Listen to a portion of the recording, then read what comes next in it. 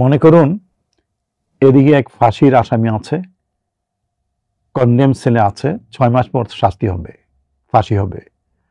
আর এদিকে এক যাবজ্জীবন কারাদণ্ডের বন্দী আছে, দুজনের শাস্তি শুরু হবে 6 মাস পর, তার ফাঁসি হবে আর তার কারাদণ্ড শুরু হবে। এ সময় এক ব্যক্তি তাদের কানে কানে এসে বলল যে একটা সুখের খবর আছে। কি খবর? যে সরকার থেকে একটা সাধারণ ক্ষমার ঘোষণা আসতে পারে, যদি হয় তাহলে তুমি মুক্তি পাবে। এর একদিন পরই একদিন এসে বললো যে ঘোষণা হয়ে গেছে, 2 মাস পর একটা বিশেষ সময় আছে, সেই সময়ে যদি তোমরা ক্ষমা চাও তাহলে তোমার ফাঁসির থেকে মুক্তি পাবে, তুমি কারাদণ্ড থেকে মুক্তি পাবে 2 মাস পর।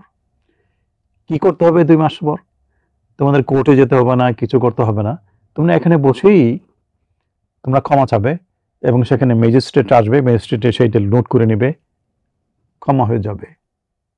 শুধু তাই না, তুমি যদি সেই বিশেষ সময়ে এই সরকারের কাছে চাও যে আমার তো কিছু নাই, আমার একটা বাড়ি ঘর দেওয়া হোক, তখন সরকার তোমার একটা রাজপ্রাসাদ দেবে, অত্যন্ত আনন্দে সারা জীবন ভোগ করতে পারবে। ভাবুন তো কেমন হবে। এমন একটা ঘোষণা কিন্তু এসে গেছে। আমাদের সামনে রমজান আসছে, এই রমাদানে আমরা যদি আমাদের সারা জীবনের গুনাহ খাতাগুলো আল্লাহর কাছে ক্ষমা চাই, আল্লাহ ক্ষমা করে দেবেন। এই ক্ষমা চাওয়ার জন্য জঙ্গলে যেতে হবে না, মক্কা যেতে হবে না, আকাশে যেতে হবে না, কিছু করতে হবে না, ঘরে বসে নীরবে ক্ষমা চাইতে হবে। এবং ক্ষমা চাওয়ার যে কয়েকটা নিয়ম আছে সেই অনুযায়ী ক্ষমা চাইতে হবে, আল্লাহ সব ক্ষমা করে দেবেন। শুধু ক্ষমা না, আমরা যদি একটা রাজপ্রাসাদ চাই, শুধু একটা রাজপ্রাসাদ না, সেখানে আছে একটা বাগান, গার্ডেন, যার পাদদেশ দিয়ে ঝর্ণাধারা প্রবাহিত, আছে ফলের বাগান, ফুলের সমারোহ, পাখির কলতান, পরমানন্দের স্থান। কোথায় ফাঁসি, মুক্তি। এরপরে শুধু ওই সময়টাকে কাজে লাগাবার জন্য এরকম সুন্দর পরিবেশ অনন্তকালের জন্য।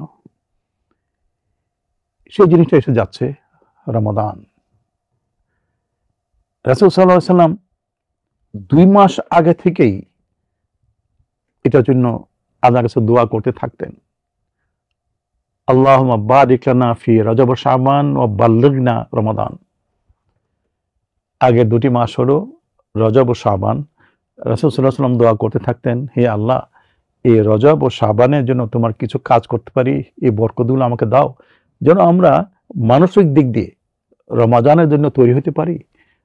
আর আমাদেরকে জীবনটা এতটুকু বাড়িয়ে দাও যে আমরা রমজানটা পাই। বাল্লিগনা রমাদান। 2 মাস আগে থেকে এরকম শুরু করতেন। রাসূল সাল্লাল্লাহু আলাইহি ওয়াসাল্লাম কিন্তু ফাঁসির আসামি ছিলেন না, যাবজ্জীবন কারাদণ্ডের আসামি ছিলেন না। তিনি ছিলেন বিশ্বের শ্রেষ্ঠ মানব, আল্লাহর প্রিয় বন্ধু। তিনি এরকম দোয়া করতেন। আর আমরা তো গুনাহগার, পাপের সীমা নাই, পাপ পাপ পাপের পাহাড় হয়ে গেছে। আমরা জানি যদি পাপের জন্য যদি আল্লাহ ধরেন তাহলে অনন্তকাল জুড়ে আমাদের শাস্তি পেতে হবে। আর এখন ঘোষণা হলো এই যে রমাদান আসছে, সেখানে যদি কতগুলো নির্ধারিত কাজ করি তাহলে আমাদের সবকিছু ক্ষমা হয়ে যাবে।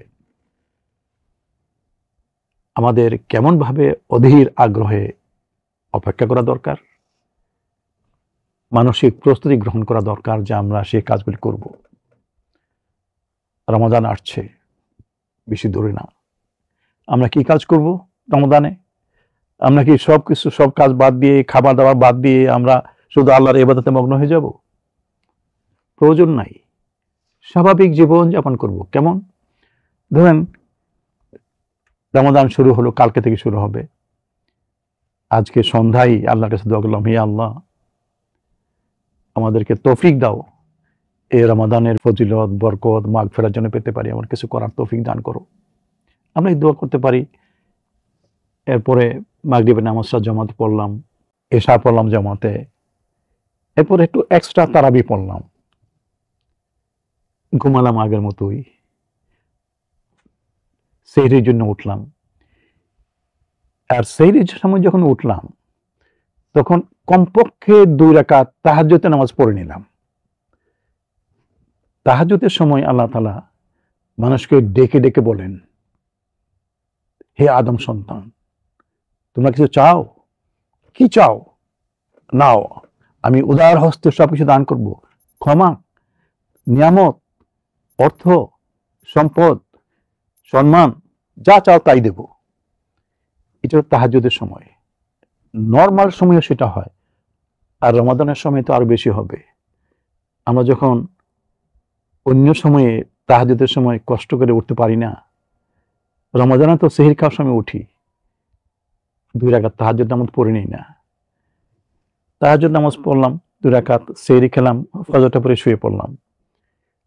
সারাদিন বসে শুধু সুন্নত এবং নফল পড়তে হবে না, আমরা স্বাভাবিক কাজ করি। স্বাভাবিক কাজ করার সময় যদি 2-1 বার বলি সুবহানাল্লাহ, আলহামদুলিল্লাহ, খুব কষ্ট হবে? এটা পড়ে ফেলি 2-1 বার, আস্তাগফিরুল্লাহ বলে ফেলি। জোহরের সময় যখন হয় তখন জোহরের নামাজটা জামাতে পড়ি। অন্য সময় একটু অলসতা করলেও এই রমাদানে অলসতা করব না, জোহরে পড়ে ফেলি। আমরা যখন টয়লেটে যাই, টয়লেটে ঢোকার যে দোয়াটা, সেই দোয়াটা পড়ি, আল্লাহুম্মা ইন্নী আউযু বিকা মিনাল খুবসি ওয়াল খাবায়েস। এরপর যখন শেষ করলাম তখন বলি গুফরানাকা, ডান পায়ে দিয়ে বেরোলাম। কয়টা কাজ হলো? 4-5টা সুন্নত কিন্তু আদায় হয়ে গেল।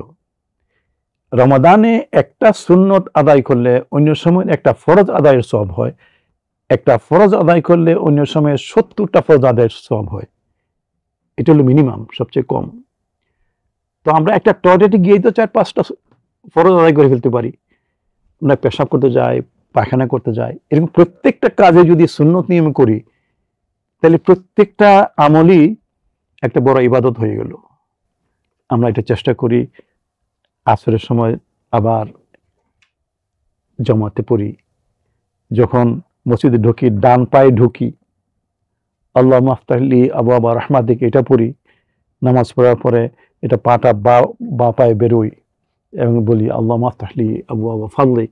এই প্রত্যেক এক একটা সুন্নত হচ্ছে, এই সুন্নতটা একটা ফরজের সওয়াব পেয়ে যাচ্ছি। এভাবে যখন ইফতারের সময় হলো তখন ইফতার নিয়ে সামনে বসি, সুন্নতভাবে ইফতার করি। আমি দেখেছি দাঁড়িয়ে আছে বড় বুজুর্গ মানুষ, সব কাজ করেন, এখানে খেজুর আছে, এখানে পানি আছে, সবকিছু আছে, উনি ইফতারের সময় পানিটা আগে নিয়ে নিলেন। সুন্নত হলো না? সুন্নত হবে খেজুরটা দিয়ে ইফতার করতে হবে। ইফতার যে দোয়াটা, অনেক ধরনের দোয়া আছে, এটা অ্যাটলিস্ট এটা পড়তে পারি, আল্লাহুম্মা লাকা সুমতু ওয়া আলা রিজকিকা আফতারতু, হে আল্লাহ তোমার জন্যই আমরা রোজা রাখলাম, তোমার সন্তোষের জন্য, এবং তোমার রিজিক দিয়ে ইফতার করছি, এটা পড়তে পারি। তো এভাবে আবার দিনটা শুরু হলো, যেভাবে শুরু করেছিলাম। ইসলামী দৃষ্টিতে সন্ধ্যার পর দিয়েই একটা দিন শুরু হয়। আমি যে কাজগুলি বললাম খুব কঠিন, আমরা তো স্বাভাবিকভাবে কাজগুলি করি। এক্সট্রা কাজ শুধু হলো তারাবির নামাজটা। তো দেখুন, স্বাভাবিকভাবে কাজগুলি করছি, শুধু একটু সতর্ক হয়ে সুন্নতগুলো আদায় করছি, তখন এই 24 আওয়ার্সের দিনগুলো হয়ে যাচ্ছে ইবাদত। যে ইবাদত করলে ফাঁসির আসামি মুক্তি পায়, যাবজ্জীবন কারাদণ্ডের বন্দী মুক্তি পায়, আমরা তো সেই বন্দীর মতো, সেই আসামির মতো। চলুন আমরা এই রমাদানে আল্লাহর কাছ থেকে মুক্তি নেওয়ার জন্য, এবং শুধু মুক্তি না, এখানে প্রসাদ পাওয়ার জন্য মানসিক প্রস্তুতি নেই। এটা হলো মিনিমাম লেভেলের কাজ। আর যারা নাকি অনেক কিছু বেশি আদায় করতে চায় আল্লাহর কাছ থেকে, তারা একটু অন্যরকম ইবাদত করে। তারা সারা বছর হয়তো কাজ করে, অন্যান্য কাজ করে, ইবাদত করে, কিন্তু রমজানটা তারা এক্সক্লুসিভ ভাবে ইবাদতের জন্য রেখে দেয়, অন্য কাজ তেমন করে না। এটা আমাদের সবার জন্য জরুরি না। যারা ইচ্ছা করতে পারেন, স্বাভাবিকভাবে কাজ করলো গোটা রমাদানকে প্রত্যেকটা মিনিটকে আমরা ইবাদতে পরিণত করতে পারি, মুক্তি পেতে পারি, মাগফিরাত পেতে পারি, জান্নাত পেতে পারি। যারা চান তারা এর চেয়ে বেশি করতে পারি। চলুন আমরা মানসিকভাবে প্রস্তুতি নিই। এই রমাদানের পরে যে আরেকটা রমাদান পাবো তার কোনো গ্যারান্টি আছে? নিশ্চয়তা আছে? নাই। কাজে আমরা ধরে নেই যে এই রমাদানটাই আমরা ভালোভাবে পালন করব। আমরা কৃচ্ছতা করার দরকার নাই, আমরা স্বাভাবিক জীবনযাপন করব এবং সতর্কভাবে সুন্নতগুলি আদায় করব, আল্লাহর ইবাদতগুলি পালন করব, আল্লাহকে স্মরণ রাখব। তখনই আমরা সাধারণ ক্ষমা ঘোষণার যোগ্য হয়ে যাব ইনশাআল্লাহ। কিন্তু সেই জন্য মানসিক প্রস্তুতি নিতে হবে। এখান থেকে প্রতি মুহূর্তে মুহূর্তে আমরা সেই রমাদানের জন্য অপেক্ষা করি। এটা যদি করি তাহলে রমাদান থেকে আমরা বেনিফিটগুলো পেতে পারবো, আমরা ভুলে যাব না, অসতর্ক হয়ে যাব না। আমরা চলুন সেভাবে এই রমাদানের জন্য অপেক্ষা করি এবং সেই অপেক্ষার জন্য মাঝে মাঝে সেই আমলগুলিও কিছু কিছু করতে থাকি, সতর্কভাবে সুন্নতগুলি আদায় করি। রাসূল সাল্লাল্লাহু আলাইহি ওয়াসাল্লাম এই রমাদানের আগের 2 মাসে রোজা রাখতেন, বেশি বেশি ইবাদত করতেন। আমরা কিছু বেশি করতে পারি। আল্লাহ আমাদেরকে তৌফিক দিন। সবাইকে ধন্যবাদ। আসসালামু আলাইকুম।